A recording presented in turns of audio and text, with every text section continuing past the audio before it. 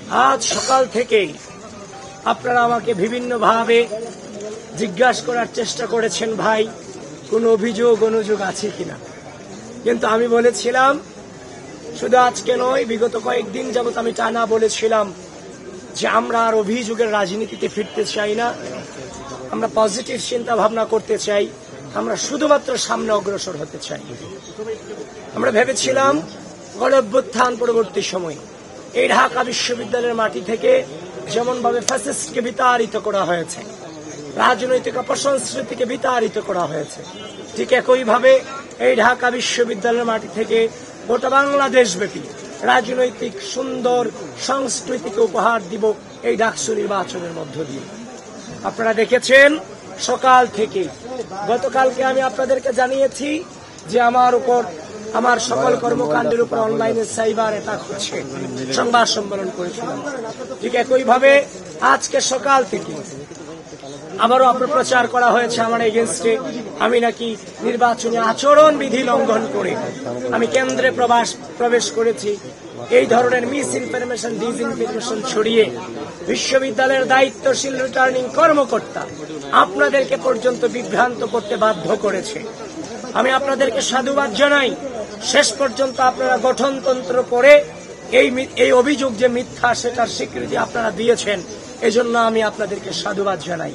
কিন্তু অল্প সময়ের মধ্যে এই যে মিস ইনফরমেশন ছড়িয়ে আমাদেরকে সাধারণ শিক্ষার্থীদের সামনে কলঙ্কিত করার চেষ্টা এবং অপচেষ্টা চালানো হয়েছে, সেটা বিশ্ববিদ্যালয়ের রিটার্নিং কর্মকর্তা কর্তৃক, একজন নির্বাচন কমিশন কর্তৃক।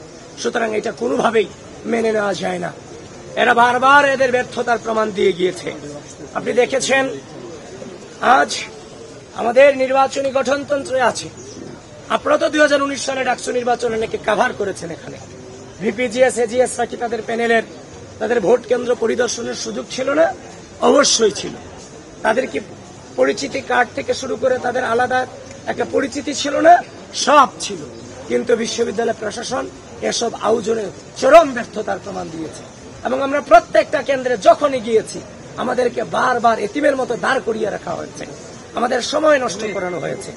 শেষ পর্যন্ত দেখতে পেলাম রোকেয়া হলের একজন মেয়ে ভোট কেন্দ্র থেকে ভোট দিয়ে বেরিয়ে এসে আমাকে অভিযোগ করছে যে ভাই, যে ব্যালট পত্র আমাদেরকে দেওয়া হয়েছে সেখানে আগে থেকে সাদিককে এবং ফরহাদের নামে ক্রস চিহ্ন দেওয়া রাখা হয়েছে।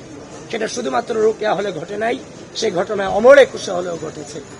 অমর একুশে হলের যে ভোট কেন্দ্র সেখানেও ঘটেছে।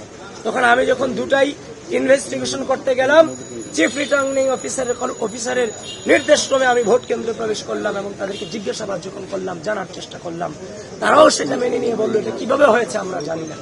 সুতরাং স্পষ্টভাবে জানিয়ে দিতে চাই, যেহেতু ঘটনা দুই জায়গায় ঘটনা ঘটেছে, প্রমাণিত হয়েছে, তার মানে এর আগেও অনেক ব্যালটে সম্ভবত আমরা যতটা নিশ্চিত হচ্ছি, আমরা জানি না কত ব্যালটে আগে থেকে চিহ্ন ভরে ব্যালট বক্স ভরে দিয়ে রাখা হয়েছে, সেটা আমাদের এখনো পর্যন্ত আমাদের জানা নাই। যেহেতু ঘটনা দুইটা প্রমাণ পেয়েছি, তার মানে এরকম ঘটনা আরো ঘটেছে, এটা নিঃসন্দেহে এটা আমরা অনুমান করতে পারছি।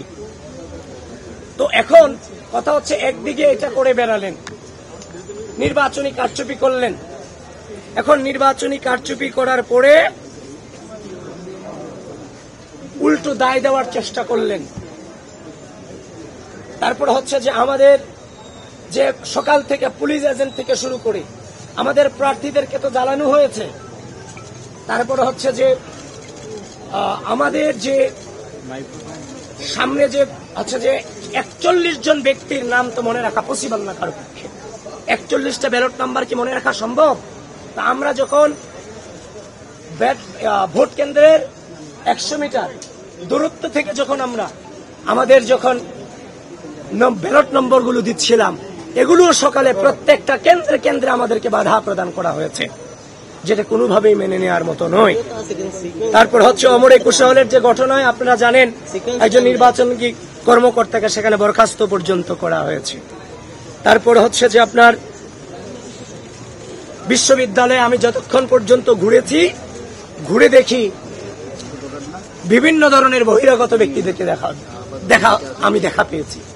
আমি আশ্চর্য হচ্ছি, কেউ বলছে কুড়িগ্রাম থেকে এসেছে, কেউ বলছে যে আমি এই এলাকার নেতা। আমি দেখেছি জামাতের অনেক নেতা পাশের নামে এই ঢাকা বিশ্ববিদ্যালয় আজকে সারাদিন ঘুরে বেরিয়েছে। তাহলে এই যে ঢাকা বিশ্ববিদ্যালয়ের ভিসি এবং প্রক্টর আমাদের পুলিং এজেন্ট দিতে গিয়ে আপনারা আমাদের সাথে নানান ধরনের প্রতারণা করেছেন। সেখানে নিরাপত্তা পাস নামে ঢাকা বিশ্ববিদ্যালয়ের বাইরে থেকে জামাত শিবিরের নেতা কর্মীদেরকে আপনারা ক্যাম্পাসে ঠাঁই দিয়েছেন। এটা কোনোভাবেই বরদাস্ত করার মতো ম্যাটার নয়।